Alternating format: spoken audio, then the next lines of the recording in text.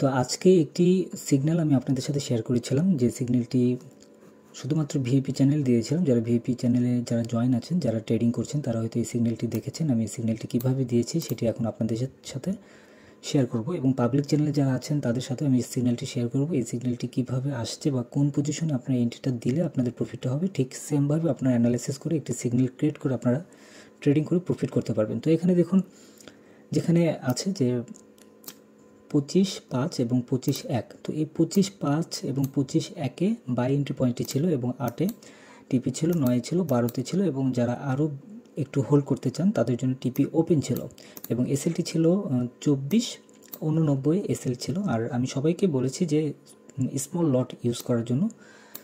তো দেখুন, এখন এখানে যেহেতু এখানে লং একটা এসএল পয়েন্টটি ছিল, যার কারণে স্মল লট ইউজ করার জন্য আমি বলেছিলাম। তো এই পজিশনে এখন আমি আপনাদের সাথে শেয়ার করি। এখানে দেখুন, আপনারা এখানে ক্লিয়ার দেখতে পাচ্ছেন যে মার্কেট ফার্স্ট টাইমে এখানে যে পজিশনটা ছিল সেই পজিশন অনুযায়ী কিন্তু মার্কেট ডাউন দিয়ে কিন্তু এদিকে চলে আসছে। তো তখনই কিন্তু আমি সিগন্যালটি আপনাদের সাথে শেয়ার করেছি। আর এখানে যেই ব্যাপারটি আছে, দেখুন এখানে মার্কেট আসছিল 24.93 পর্যন্ত মার্কেট আসছিল, বাট এখানে কিন্তু আমি সিগন্যালটি দিয়েছি। এই যে নিচে একটা লাইন টেনে রেখেছি, এই লাইনটা দেখুন, এটা এই যে নিচের একটা সাপোর্ট লেভেল আছে, এই নিচের সাপোর্ট লেভেলটা ছিল 24.89। তো এই যে 24.89 একটা সাপোর্ট ছিল, আপনারা দেখতে পাচ্ছেন।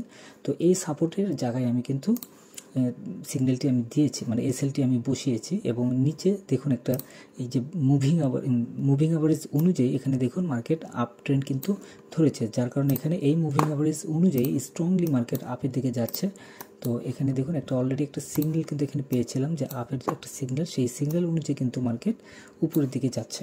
তো সেই অনুযায়ী আমি অ্যাকচুয়ালি সিগন্যালটি আজকে আপনাদের সাথে শেয়ার করেছি। আর এখানে যেহেতু ক্যান্ডেল স্টিক প্যাটার্নটা আছে, অনেক ট্রেডাররা আছেন যারা এই যে নিচে যেই পিন বারের মতো যেই পয়েন্টগুলো তৈরি করেছে, এখান থেকে যে স্পাইক দিয়ে মার্কেট উপরে উঠেছে, তো এইগুলো কিন্তু শো করে না ক্যান্ডেল স্টিকে ওই চার্ট প্যাটার্নে। তো দেখুন এই যে চার্ট প্যাটার্ন অনুযায়ী এখানে আমি যখন চার্ট প্যাটার্নটা দিয়েছি, তখন কিন্তু এখান থেকে মার্কেট ঠিক ওই পজিশন থেকেই কিন্তু মার্কেট উপরের দিকে গিয়েছে, যেখানে ডাউনে এসে উপরে গিয়েছে। তো এই সাপোর্ট লেভেলটা আমি ধরেছি।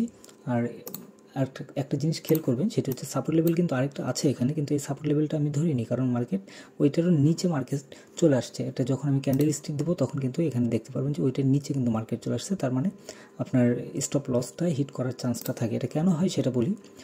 কোনো ট্রেডার যখন ট্রেডিং করে, আপনি খেয়াল করে দেখবেন যে আপনি বাইক দিয়ে যখন আপনি রান করবেন, তখন কিন্তু যে পজিশনটাতে আপনি বাইকটা স্থির করবেন, তার কিছু আগে থেকে কিন্তু বাইক আপনাকে কন্ট্রোল করতে হবে, যেখানে সে ব্রেক করবে।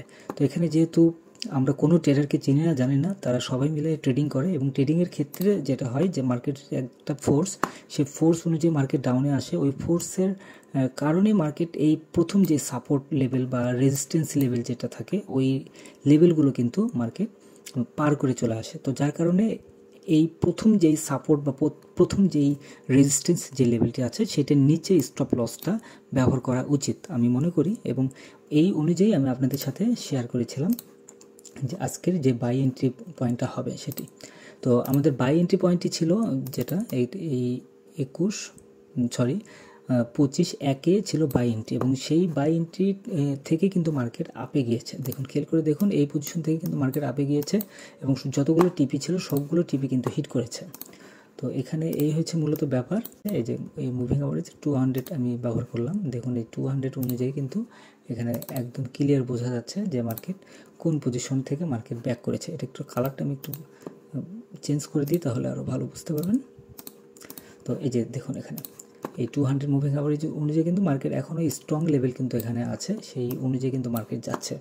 তো এই অনুযায়ী আমি ট্রেডিং একটা সিগন্যাল কিন্তু আমি আপনাদের সাথে শেয়ার করেছি। আর নট অনলি শুধু এই একটা মেথড দিয়ে একটা সিগন্যাল এন্ট্রি পয়েন্ট কিন্তু আপনারা বের করতে পারবেন না, অনেক সময় লাগে। শুধু এখানে 200 মুভিং অ্যাভারেজ দেখলেই হবে না, এখানে আরও বেশ কিছু সাপ্লাই ডিমান্ড কিছু বিষয়গুলো আছে, সেগুলো দেখতে হবে। তো যাই হোক, আজকের মতো এই পর্যন্ত। যারা ভিডিওটি দেখছেন বা নিয়মিত ফরেক্স চ্যানেলটি ভিডিও দেখেন, তাদেরকে বলবো পাবলিক চ্যানেলে জয়েন করবেন, এবং ভিআইপি চ্যানেলে জয়েন করতে পারেন যদি ডেইলি $100 প্রফিটের টার্গেট থাকে সেই ক্ষেত্রে।